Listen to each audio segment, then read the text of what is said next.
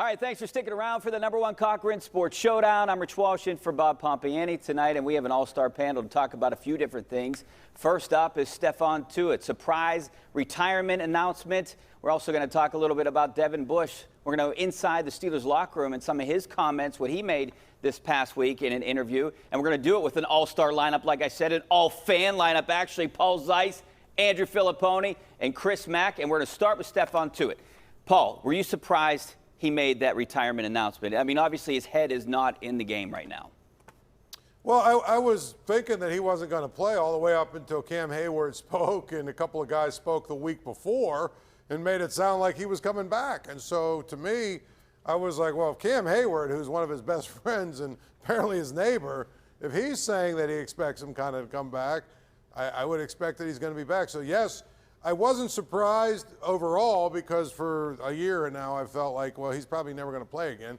But after that, after what Cam Hayward said and a couple other guys said, I don't know how you couldn't have been surprised. I think it was a surprise that pretty much everybody except for, people within that building. Yeah, I know it was a surprise to Cam Hayward, because he said it to us when we were interviewing him, Pony. I'm shocked a little, because I did think that they were leaving the door open. And it sounded like when Kevin Colbert talked about it, that he was potentially going to be here, or at least try.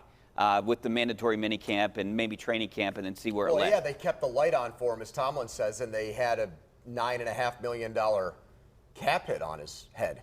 So they, of course, figured he was going to, I guess, play. But the thing over the last week that is driving me crazy about this whole conversation is the idea, as you said on my show, Richie, that the Steelers protected themselves. How? Like, their whole rhetoric here that they believe in Isaiah Loudermilk and Chris Wormley, to me, screams of something, Paul, that the Pirates do all the time, where they overvalue their own internal options. Are you kidding me? We watched Chris Wormley start 14 games last year. They were dead last against the run. If it's not his fault, if it's not all on him, then tell me who. Well, can't they go out now, Pony, and get another defensive lineman with the cap space that they have now, because you're there was a shopping at, don't take this the wrong way, Paul, but you're shopping at Gay Brothers at this point. With all apologies to that nice department store, there's barely I found this wonderful T-shirt. There's barely anything left. What was that, a shot at me? No, because I know you've said you like that place before.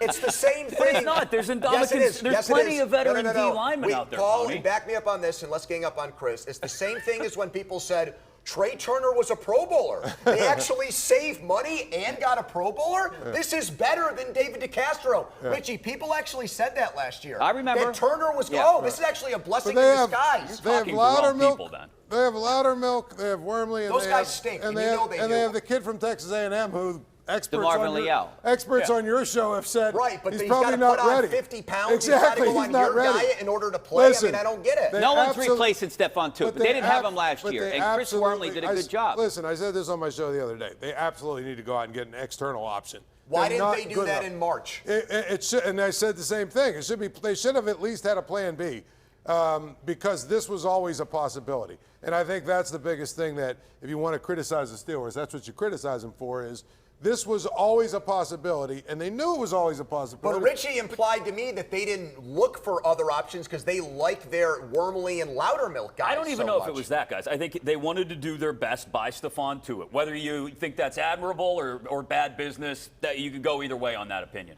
But they wanted to do their best by Stephon Tuitt, and they also knew that when and if the time came, they would cut him with the post-June 1st designation, and at that point, you get the cap space. They can use that cap space now to acquire. I know you don't like any of the options. No, but it's not just that, Chris. If they were going to spend that money, they would have already done it. The second DeCastro got cut, they signed Trey Turner less than 24 hours later. They would have signed one of those guys. If they don't do it by the start of training camp, then I'll light them up. Well, I think that the Steelers. I think they're going to wait until someone does get cut at some point. And like the Joe Schobert thing last year, that worked out brilliantly. There will be some but guys sometimes these things do work out, though. Yeah, in the one case where a team like the Browns that was in it to go 0-16 cut Joe Hayden. Find me a team that's in it to go 1-15 again this year. You could argue until they auctioned him off for a 5th-round draft pick, it worked with Melvin Ingram. He never really played here, though. When he got an opportunity, he was productive. It didn't work for the Steelers, though. But they did get a veteran player. I mean, there will be some veteran players that will get cut because of salary cap stuff during training camp. It always happens. They got to make sure they go get one of those guys. I just think they're a great team. They get the benefit of the doubt all the time, deservingly so because of all the winning they've done. But this year, unlike last year, they can't cry poor and say that cap restrictions prevented them from getting a better defensive line.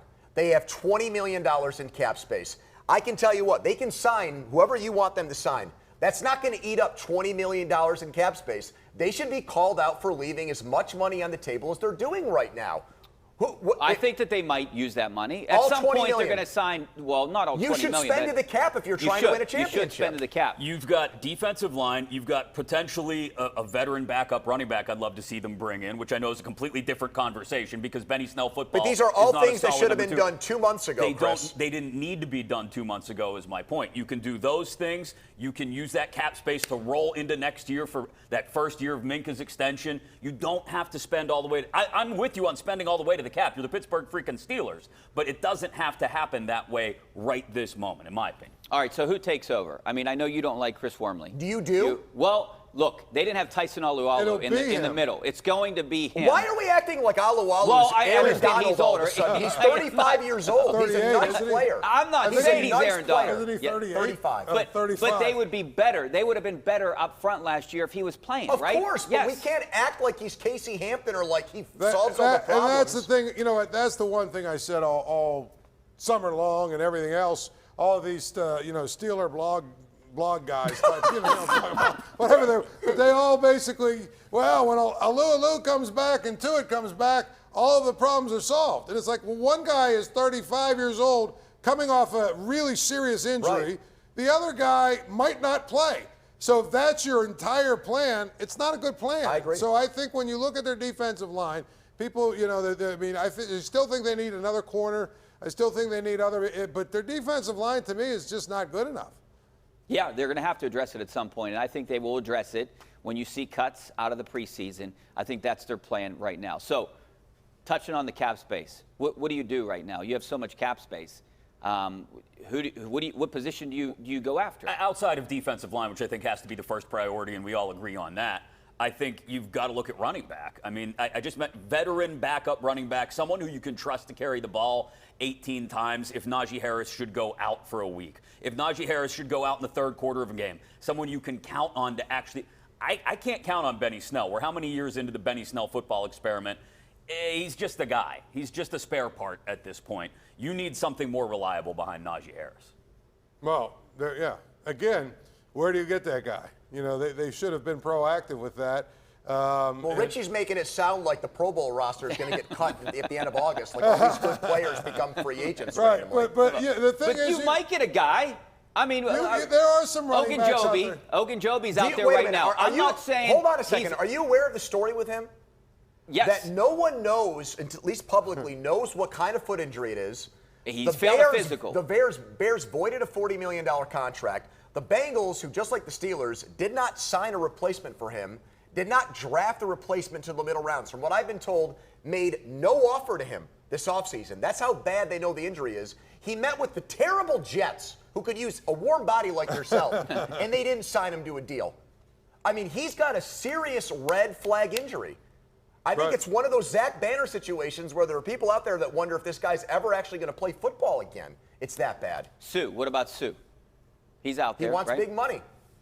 Well, he might not get big money. Money gets smaller once camp gets here. That's the big. But I think he's made so much money, if he doesn't get the money he wants, he'll just retire from football at 35, and a guy that's made over $100 million or close to it. Or maybe he'll sign with somebody that he thinks he's got a chance to win a Super Bowl. Can he still play? Can he still play? You don't think they can win a Super Bowl? Who? With Mitch Trubisky? The Steelers? No. The Steelers are not winning the Super Bowl this year.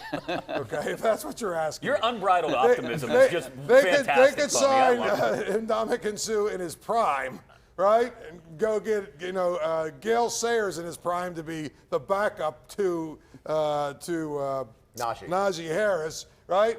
And get Aaron Donald, and they still ain't winning the Super Bowl. Anyway. Yeah, how about some of the people on social media? It cracks me up. They want to trade for Aaron Donald.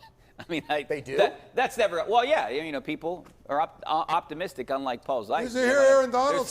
Aaron Donald the other day said he's if he doesn't get the deal, he wants to retire. That he's good with. He's played eight seasons. That's all he's ever wanted to play. He's good with his career. Yeah, I don't think he's going to retire. I guess that's a conversation for another day. Also, we're going to take a break. We have more Steelers talk coming up next. Devin Bush, some comments he made in the locker room this past week. We'll touch on those coming up next.